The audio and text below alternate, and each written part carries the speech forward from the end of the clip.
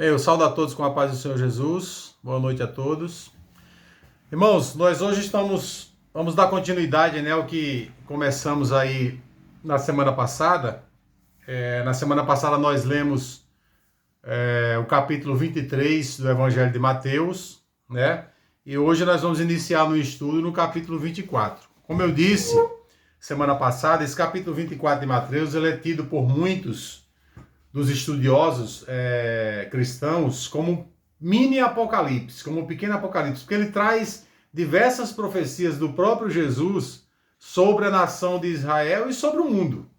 Só que o entendimento desse capítulo, ele é às vezes exagerado, porque muitos dizem, né, principalmente aqueles que creem no dispensacionalismo, né, no futurismo com relação à escatologia, muitos dizem que aqui dentro desse contexto está contido o arrebatamento da igreja, está contido, está falando sobre o anticristo, está falando sobre a grande tribulação, e de fato está falando sobre tudo isso mesmo, porém, que aconteceu há décadas atrás, e não que vai acontecer num futuro distante.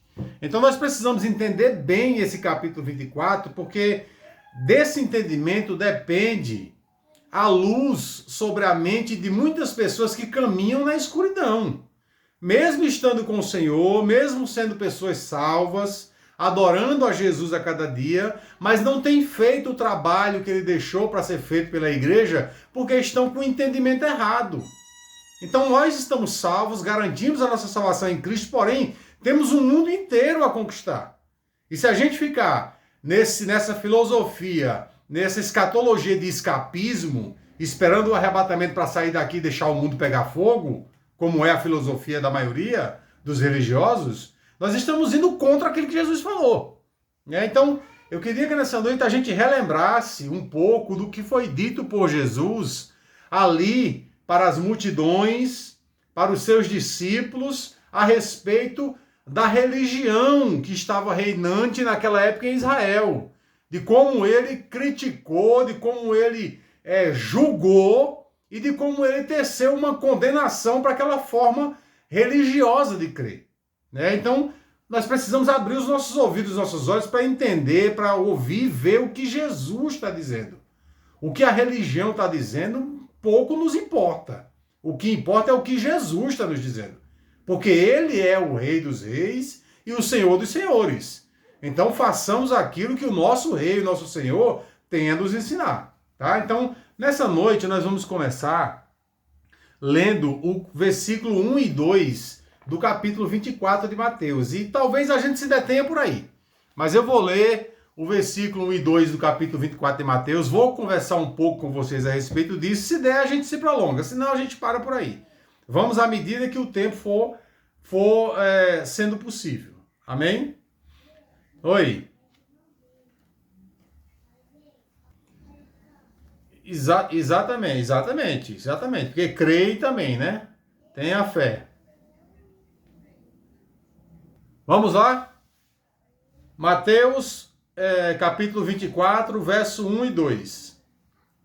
No verso 1 e 2 do capítulo 24 do Evangelho de Mateus, a palavra de Deus diz assim: Jesus saindo do templo, e enquanto caminhava, os seus discípulos aproximaram-se dele para lhe mostrar as construções do templo. Vocês estão vendo tudo isso? Perguntou Jesus.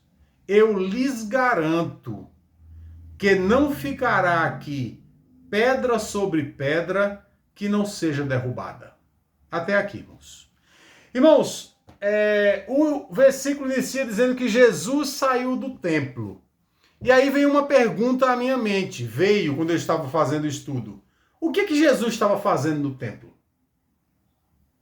Nós vimos no capítulo 23 do Evangelho de Mateus que Jesus estava lá no templo falando para as multidões e para os seus discípulos. E ele estava falando para as multidões e para os seus discípulos a respeito dos líderes religiosos daquela época que reinavam naquele templo e que faziam com que todas as ordenâncias religiosas tivessem o seu curso ali em Israel. E nós vemos que Jesus estava ali para tecer uma crítica contra aqueles religiosos. Eles eram os homens de Deus da época. Eles eram a igreja da época. Veja que Jesus diz logo no início que os fariseus e os saduceus, os mestres da lei e os líderes religiosos estão sentados na cadeira de Moisés, ou seja, eles tinham autoridade para fazer leis. Só que o que Jesus diz deles? Que eles faziam leis como se fossem uns fardos pesados, e eles amarravam esses fardos, que eram as leis, e colocavam sobre os ombros dos homens para que eles carregassem. Eles, porém, não queriam ajudar os homens a levar essas leis, esses fardos, nem com o dedo. Ou seja, eles faziam as leis e davam para os outros seguir. Eles mesmos não queriam seguir.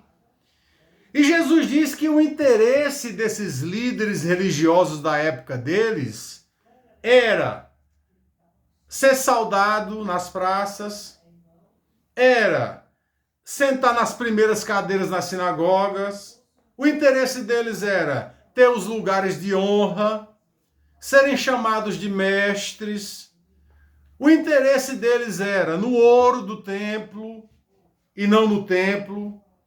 O interesse deles era na oferta que estava sobre o altar e não no altar em si.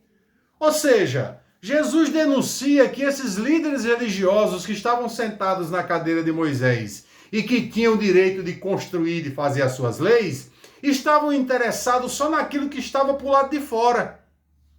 Para o lado de dentro, a questão espiritual não era de nenhum interesse deles. Veja que Jesus várias vezes usa os ais, e quando diz ai é porque dói, para denunciar eles. Falar de vocês, fariseus, porque vocês estão bonitos por fora, parecem justos, mas por dentro vocês são igual sepulcro, igual túmulo, só tem osso de gente morta e imundícia. Vocês se preocupam em limpar a parte externa, a parte de fora do copo, a parte de fora, e lá dentro do copo está imundo. Por que vocês não limpam primeiro a parte de dentro do copo e depois a de fora será limpada automaticamente? E Jesus não estava falando de copo, ele estava falando de gente. Eles só se interessavam em fazer as coisas para o lado de fora, para que os outros vissem. Internamente, espiritualmente, eles não estavam nem aí. E era por esse motivo, irmãos, que Jesus está ali condenando aquela geração dele ao inferno. Nós vimos claramente que ele disse, olha, vocês têm a mania de rodarem o mundo inteiro para fazer um convertido. E quando vocês fazem esse convertido, ele se torna 2 vezes mais digno do inferno do que vocês. Porque vocês ensinam a ele tudo aquilo de ruim que vocês praticam e fazem com que eles virem um fanático religioso. Como é que vocês poderão escapar da condenação do inferno desse jeito? E Jesus diz que todo aquele mal que ele estava dizendo ali, naquele momento, no capítulo 23, ele dizendo isso para as multidões e para os discípulos, ia recair sobre aquela geração. Não era uma geração do futuro que ia receber toda aquela condenação. Era aquela geração do tempo dele. Sobre esta geração cairá todo o mal que foi exercitado desde o sangue derramado de Abel, o primeiro justo a ser morto, até Zacarias, que vocês, religiosos, mataram entre o templo e o altar. Então ele fala que sobre aquela geração ia cair uma grande maldição. Sobre aquela geração do tempo dele. E aí nós vimos que aqui em Mateus 24, o versículo diz assim, Jesus estava saindo do templo. O que ele estava fazendo no templo? Ele estava exatamente o que o capítulo 23 nos mostra, dizendo para as multidões e dizendo para os seus discípulos, para se livrarem de toda aquela religiosidade que estava emplacada na mente e no coração deles. Irmãos, e se você for prestar atenção no Evangelho, se você for ler o Evangelho, se a gente não ficar como muitos, como a maioria faz, que vive papagaiando doutrina que aprende de púlpitos, de igreja por aí afora, se a gente for realmente examinar, como Jesus disse que a gente tem que examinar, o que nós vamos perceber é que Jesus não foi nenhuma vez no templo, não tem um texto bíblico que me mostre que Jesus foi no templo para orar, que Jesus foi no templo para adorar, que Jesus foi no templo para sacrificar. A Bíblia diz que ele ia no templo todos os dias, mas era para ensinar. E ensinar o quê? Ensinar o evangelho, que estava totalmente na contramão daquilo que estava sendo ensinado lá no templo. Então Jesus não utilizou o templo de Israel para orar, nem para adorar, e muito menos para fazer nenhum sacrifício.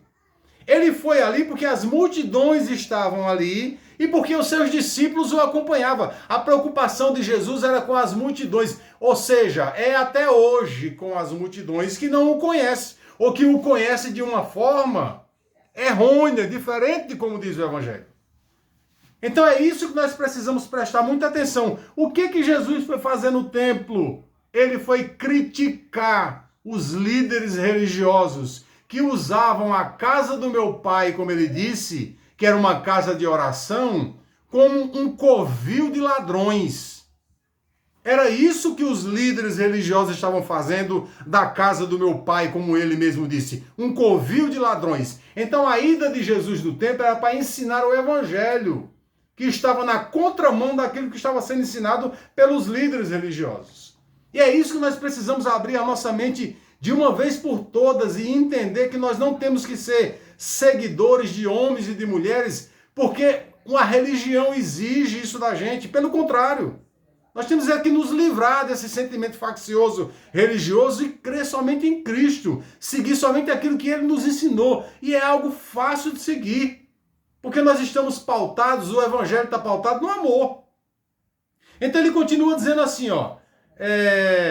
Jesus saiu do templo e enquanto caminhava, os seus discípulos se aproximaram dele e mostraram para ele as construções do templo. Irmão, é engraçado isso, porque os discípulos ficaram vendo Jesus criticar os fariseus, os saduceus, os mestres da lei, os líderes religiosos, e depois que Jesus terminou aquele discurso no capítulo 23, no coração dos discípulos dele, já estava bem claro que Jesus tinha rejeitado aquela nação.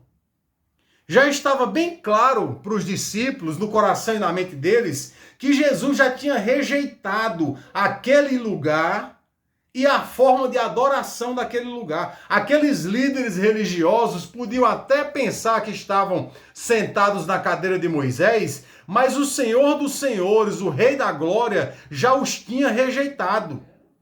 E os discípulos perceberam isso. Você quer saber por que os discípulos perceberam? Porque agora eles estão perguntando outra coisa a Jesus.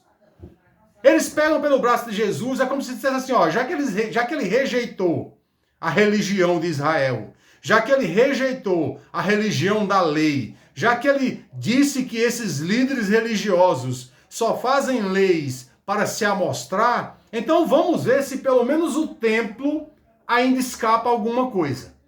Então veja que o pensamento dos discípulos já não é mais na liderança religiosa. Eles pegam Jesus e começam a mostrar o templo para Jesus. As paredes do templo. As muralhas do templo. Olha, Senhor, que grandes edifícios, diz lá em Marcos. Olha, Senhor, que grandes prédios. E qual que é a resposta de Jesus para eles? Eu lhes garanto, eu lhes asseguro que não ficará pedra sobre pedra que não seja derrubada. Então, irmãos, a esperança dos discípulos com relação aos líderes religiosos já não existia mais. Porque Jesus os tinha criticado, lançado em rosto os seus erros e os tinha julgado. E os condenado. Então a esperança deles agora é que, pelo menos em Israel, o templo servisse para alguma coisa. Mas aí eles trazem Jesus, Jesus diz também com relação ao templo, olha, não ficará pedra sobre pedra que não seja derrubada. Então o templo também já não tinha mais serventia nenhuma para Deus. Porque se tivesse, Deus não deixaria que o derrubassem. Mas Jesus deixou bem claro que aquele templo ia ruir, ia cair. Então Jesus está dizendo claramente que aquele templo seria destruído. E essa afirmação, ela tem tudo a ver com o que ele disse aos religiosos no capítulo 23, no capítulo anterior que nós lemos. E ela também está de acordo, irmãos, com o que Estevão disse lá em Atos 6, do versículo 13 ao versículo 14. Lembra que nós lemos isso? Aquela parte lá do 7, e antes nós lemos o 6 também. O que está escrito lá no capítulo 6, do versículo 13 e 14 de Atos dos Apóstolos? Está escrito assim, ó. E apresentaram falsas testemunhas que diziam: este homem não cessa de proferir palavras blasfêmicas contra este lugar e contra a nossa lei. Porque nós lhe ouvimos dizer que esse Jesus Nazareno há de destruir este lugar e mudar os costumes de Moisés. Agora me diga uma coisa, em que é que Estevão estava mentindo? Ou em que é que Estevão estava fraudando ou enganando? Estevão estava falando a verdade. Jesus disse claramente aqui, em Mateus 24, que aquele templo ia ruir, que não ia ficar pedra sobre pedra que não fosse derrubada. Então o que Estevão estava dizendo 3 anos e meio depois, lá na frente para os líderes religiosos, ele estava dizendo exatamente o que Jesus tinha dito 3 anos e meio antes para os religiosos. E o que é interessante é que no capítulo 23, Jesus está falando às multidões e ele está falando aos discípulos, porém aqui ele está falando em particular agora só aos seus discípulos. Olha, não ficará aqui pedra sobre pedra que não seja derrubada. E aí, irmãos, eu queria que os irmãos entendessem que quando a gente fala de templo, a gente está falando do templo de Israel, aquele templo que Salomão construiu, que depois, quando foi destruído pelos babilônicos e eles receberam de volta o poder de reconstruir, Zorobabel veio e reconstruiu novamente lá, Neemias conta essa história inteira. E eles reconstruíram o templo, depois Herodes, na época de Jesus, uns 30 anos antes, e depois continuou para frente, depois que Jesus foi assunto ao céu, ele reconstruiu, reformou aquele templo. É sobre este templo que está falando. Essas igrejas que nós conhecemos hoje, esses templos, lugares de oração que nós conhecemos hoje, Deus não reconhece isso como templo não, irmão. Deus nunca reconheceu isso como templo. Isso é um lugar de oração, como existiam muitos outros, sinagogas, casas que Paulo frequentava, são lugares de oração. Mas templo de Deus mesmo só existiu um. Só existiu um, que foi lá em Israel. Esse templo de Salomão que foi construído aqui em São Paulo, aqui no Brás, pela Igreja Universal, isso não é templo de Deus não, irmão. Isso é templo do homem. Isso é templo de Macedo. Templo de Deus, considerado por Deus, só existiu um, que foi o templo feito por Salomão lá em Israel. E ele próprio, Deus próprio, veio como pessoa, na pessoa bendita do Filho Jesus Cristo, e rejeitou esse templo. Disse que não ia ficar pedra sobre pedra que não fosse derrubada. Então a única coisa sagrada que existia para Deus aqui na terra como templo era aquele lá, e ele próprio disse que ia derrubar. Porque já não se via mais. Porque tudo que é terreno e que estava de acordo com a lei que Moisés deu ao povo, recebeu de Deus e deu ao povo, lá em Hebreus vai dizer que era apenas sombra do que havia de vir. Porque quando o que havia de vir viesse, a sombra passaria. Porque o real, o claro, o objetivo via e tomaria o seu lugar. E quem é esse real, claro e objetivo? É o Senhor e Salvador Jesus Cristo. Então não existe mais templo. Não existe mais sacerdotes. Não existe mais oferta pelo pecado. O templo somos nós, é o nosso coração. A oferta pelo pecado é o confessar dos lábios a cada dia que nós fazemos diante do Senhor.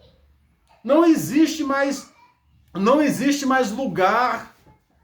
Todos os lugares são abençoados por Deus. Todas as pessoas são abençoadas por Deus. Ô irmão, então você está querendo dizer o quê? Que a gente tem que derrubar os templos que hoje... Não tem que derrubar nada. Frequente esse lugar, mas frequente como outro lugar qualquer.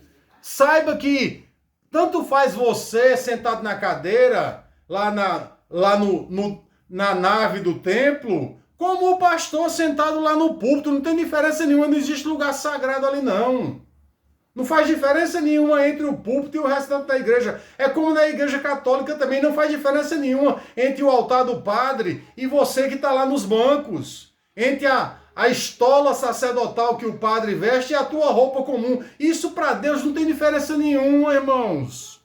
O que tem diferença agora, desde aquela época, mas agora, é o que está dentro do nosso coração. Jesus deixou bem claro, não adianta por fora estar bonito e por dentro estar morto. Não adianta enfeitar o caixão de flores e de grinaldas, colocar perfume, comprar um caixão cada vez mais caro. Tem caixões que são cada dia mais iluminados, né? Até iluminados, tem caixão com cores diferenciadas, mas o que está ali dentro é morte. Vai apodrecer, vai feder. Então não adianta o que está por fora, é o que está por dentro que interessa ao Senhor. Esse era o grande objetivo de Jesus dizer isso para aqueles homens. Não se preocupem com os religiosos, disse Jesus. Eles estão mortos espiritualmente. Não se preocupe com o templo, isso vai cair. O que importa são vocês seguirem o que eu estou dizendo, caminharem da forma como eu caminho. E quando Jesus queria orar, ele fazia o quê, irmão? Ele ia para o monte. Quando ele queria adorar, para onde ele ia? Para os desertos. Quando ele queria buscar a Deus, o que ele fazia? Ele pegava um barco e atravessava para Tiberíade e ia lá para o monte. Nunca foi no templo em Israel que ele adorou. Nunca foi no templo em Israel que ele sacrificou algo a Deus. Nunca foi lá. Sempre foi no ermo. Sempre foi nos desertos. Então ele estava agora dizendo para os seus discípulos para eles se desapegarem daqueles líderes religiosos. Se desapegarem daquele templo. E não olhar para fora, mas olhar para dentro. Porque quem quer de fato buscar a Deus de verdade, quem quer buscar a Deus com sinceridade, não grita para fora. Pelo contrário, silencia para dentro. Faz um mergulho introdutório dentro de si e busca Deus onde ele verdadeiramente está, no coração. Deus não está em templo algum. Deus não tem um lugar, eu vou buscar a Deus. Vai não, irmão. Ninguém vai buscar a Deus. Porque Deus está com você e aonde você for, Ele vai estar com você, independente do lugar que você vá. Mesmo que seja um lugar impróprio para a santidade de Deus, Ele não te deixa. Você peca com Deus no seu coração e Ele não te abandona. Então nós precisamos entender isso de uma vez por todas. Não existe mais templo.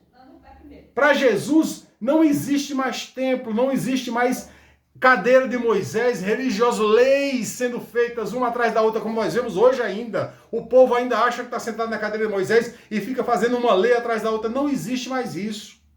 Amém? Vamos para o versículo 3. Vamos para o versículo 3. Tem tempo, só foi 22 minutos.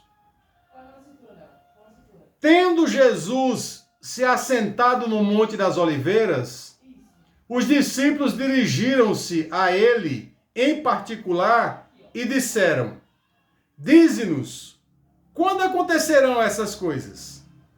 E qual será o sinal da tua vinda e do fim do mundo? Aqui, Jesus já não está mais falando às multidões, nem aos religiosos.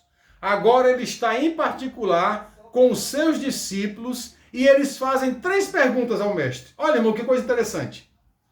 Jesus já não está mais falando às multidões e nem aos religiosos. Ele está sozinho agora com os discípulos. E os discípulos já entenderam que os religiosos de Israel já não tinham mais valor nenhum para Deus, porque eles só tratavam com as coisas externas e com as coisas de fora. Que o templo, apesar de estar em pé, ainda ia ficar um pouco em pé, mas também já não tinha mais valor nenhum para Deus, e o que prova isso é Jesus dizer que aquilo ali ia cair e não ia ficar pedra sobre pedra que não fosse derrubada, ou seja, Jesus não está nem um pouco interessado mais naquele templo e nem nos rudimentos que são ali traçados e guiados naquele templo. Então os discípulos entenderam isso e perguntaram para ele: tá bom, já que o Senhor está nos dizendo que os líderes religiosos já não têm mais valor para Deus, e que o templo vai ruir, que também não tem mais valor para Deus, então diz pelo menos quando vão acontecer essas coisas. Qual será o sinal da tua vinda? E o fim do mundo? São 3 perguntas diferentes, irmão. A pergunta primeira é: dize-nos quando acontecerão essas coisas. Que coisa? A queda do templo. Jesus acabou de dizer para eles o quê? Não ficará pedra sobre pedra que não seja derrubada. Aí em seguida eles perguntam, quando acontecerão essas coisas? Que coisas? A queda do templo. Qual será o sinal da tua vinda? Aí é que está o problema, irmão. Que vinda é essa de que eles estão perguntando que haverá um sinal? Aqui a maioria dos líderes religiosos e do povo que já aprendeu com os líderes religiosos dizem que essa vinda do Senhor é a segunda vinda, a vinda para o arrebatamento. A vinda para arrebatar a igreja, para levar a igreja para o céu.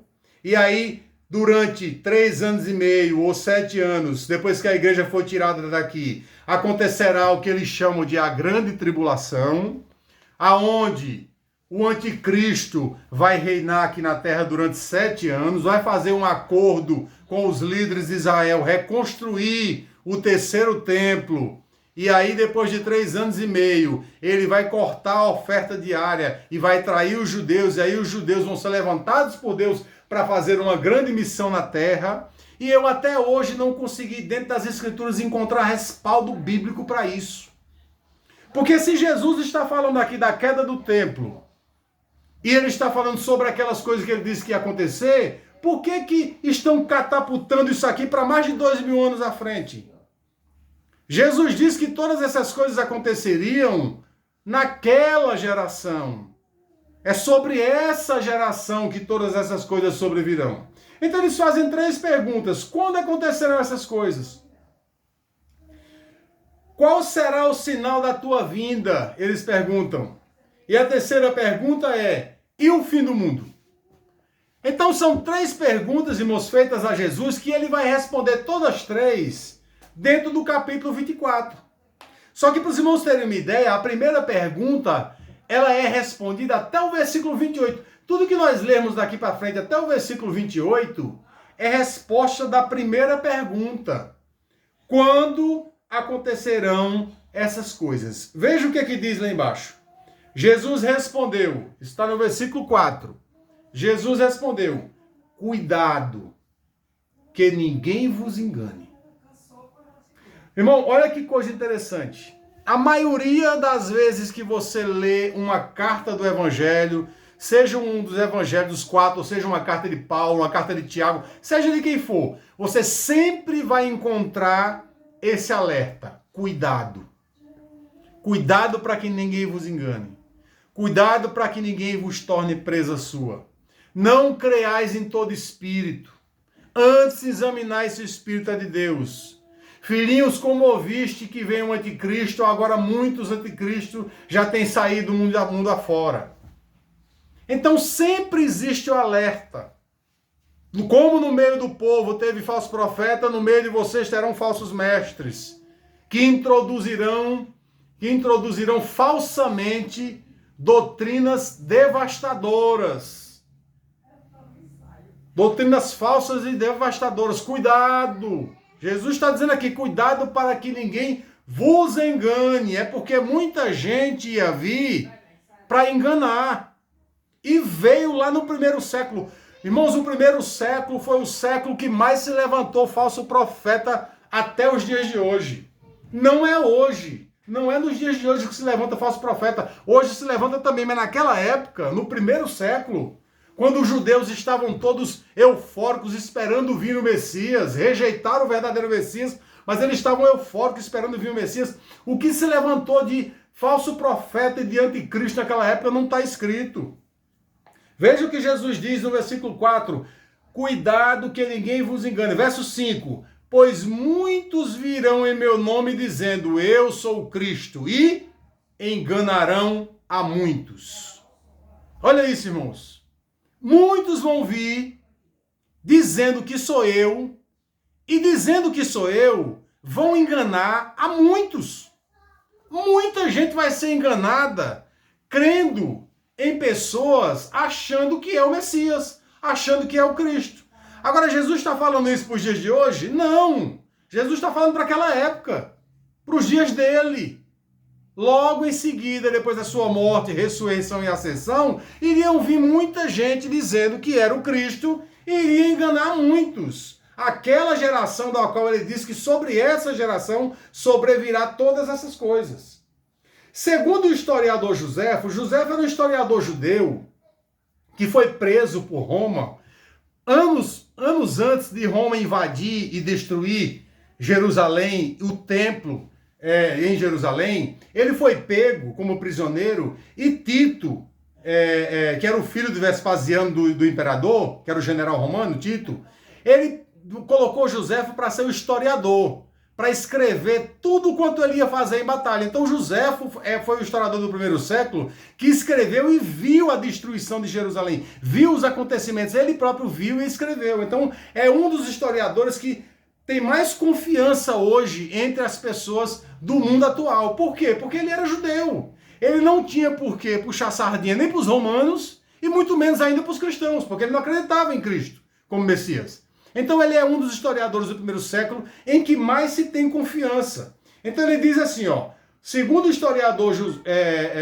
judeu Flávio Joséfo, existia em Jerusalém naqueles dias dele, 65 a 67, 3 anos, 5 anos antes de Jerusalém ser destruída, existiam lá 3 facções que dominavam a cidade, que eram lideradas pelos seguintes chefes: João, Eleazar e Simeão. Esses líderes afirmavam que tinham sido enviados por Deus para libertar o povo judeu do poder de Roma. Ou seja, esses líderes eram considerados messias pelos seus seguidores. Então, só naqueles dias, irmãos, tinha 3 facções dentro da cidade de Jerusalém que dividiam a cidade em 3 grupos diferentes. Existiam chefes sobre esses grupos e esses líderes diziam que tinham sido enviados por Deus para libertar Israel de Roma. E para libertar Israel de Roma, segundo a mentalidade judaica, só podia acontecer se fosse o Messias. Então cada um desses grupinhos acreditava que aquele líder dele era o Messias. O povo que seguia João acreditava que João era o Messias. O povo que seguia Eleazar acreditava que Eleazar era o Messias. Da mesma forma, era o povo que seguia Simeão. Eram 3 facções separadas dentro da mesma cidade que acreditavam que estavam seguindo alguém que era o Messias.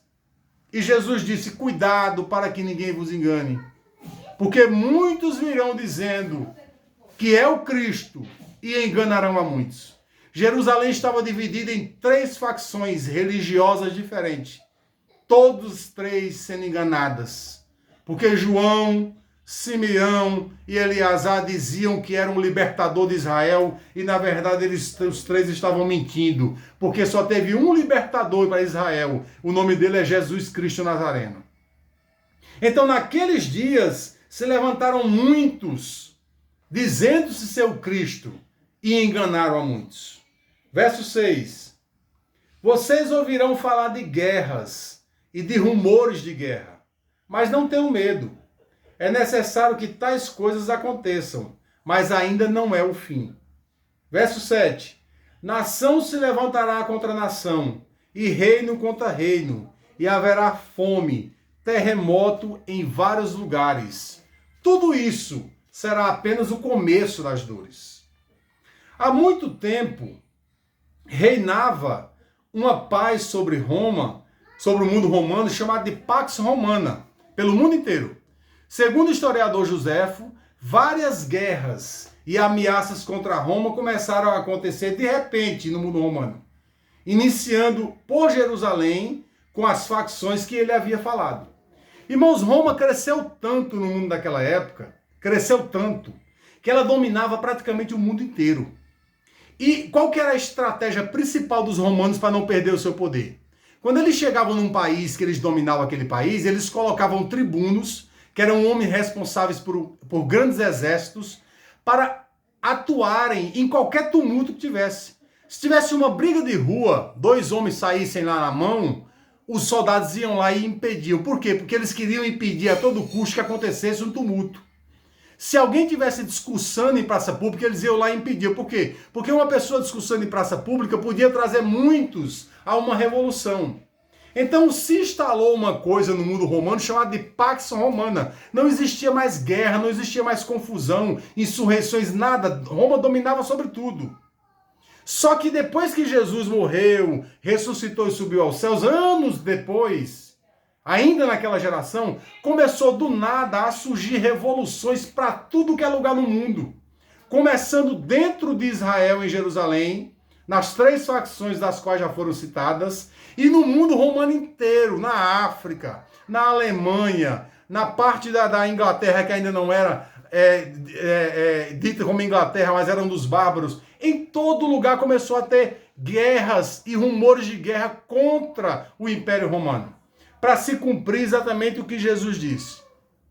Jesus disse que existiria terremotos e fome em diversos lugares. Nós vemos isso acontecer em Atos dos Apóstolos. O primeiro terremoto que houve foi quando ele morreu na cruz, né? Que a terra já tremeu e a Bíblia diz que até corpos de santos foram vistos ressuscitados andando dentro da cidade, indo em sentido a Jerusalém. Depois existiram diversos outros terremotos espalhados ali por aquela região mesmo de Israel, por aquela região mesmo da Mesopotâmia.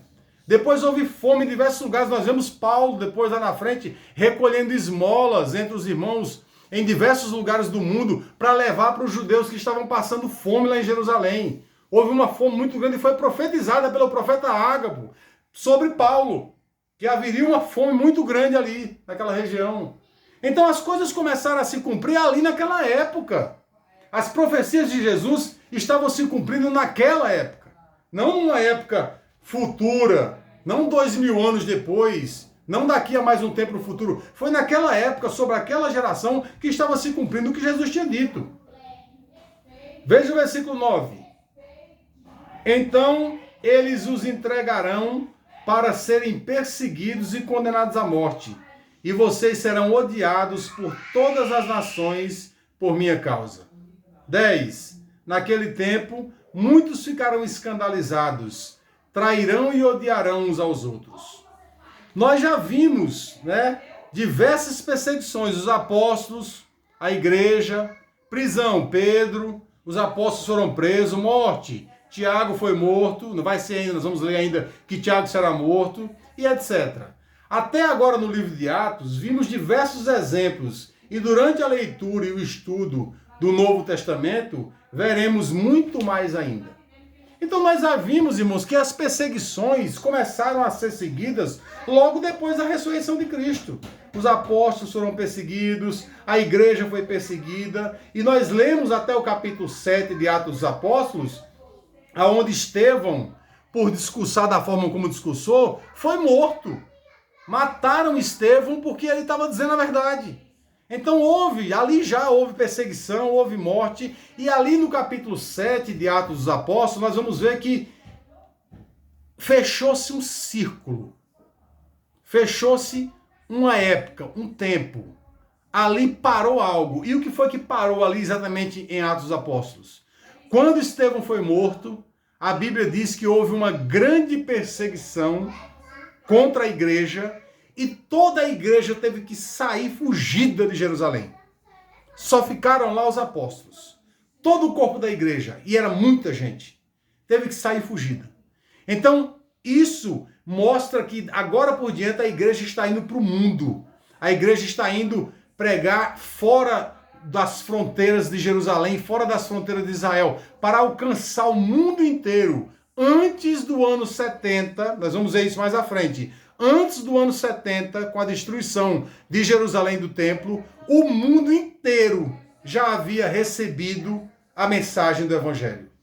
Quando eu digo o mundo inteiro, ou quando a Bíblia diz o mundo inteiro, e a Bíblia dá diversas referências a isso, não está falando sobre o cosmos, sobre o planeta Terra inteiro. Está falando sobre mundo no grego do oikomene, que é terra habitada, que é a terra onde os romanos tinham poder. Então, em todos os lugares onde havia gente habitando e que havia conhecimento de pessoas ali, o evangelho foi pregado. E isso até o ano de 70, antes de Tito vir até Jerusalém e destruir a cidade e o templo. E nós vamos ver isso mais à frente. Mas hoje nós vamos parar por aqui, irmãos, tá? Já estamos a 40 minutos de mensagem.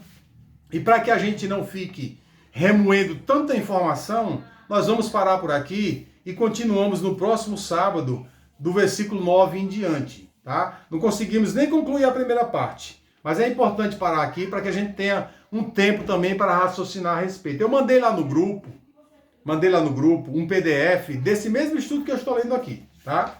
Então tá o PDF lá. Isso, tá o PDF lá para vocês. Leiam tudo isso, dê uma lida, dê uma examinada. Nós fomos até o versículo 9 do capítulo 24. Depois nós continuamos a partir do 10 na semana que vem, para que a gente possa ter tempo de ler isso aqui e também passem para outras pessoas, passem em grupos, passem aí para pessoas que vocês queiram passar o PDF lá, tá? Tudo que é feito aqui pelas minhas mãos é disponibilizado para que as pessoas tenham realmente um contato. É bom imprimir, porque impresso fica melhor de ler. E o pessoal que está no YouTube, se sentir também desejo de ler esse estudo, é só pedir lá no YouTube mesmo, mandar o endereço lá de WhatsApp, que eu encaminho também, tá? Quem quiser, está disponível. Amém? Que Deus abençoe a todos. Até sábado que vem nós continuaremos com o capítulo 24 de Mateus a partir do verso 10. Que Deus abençoe a igreja.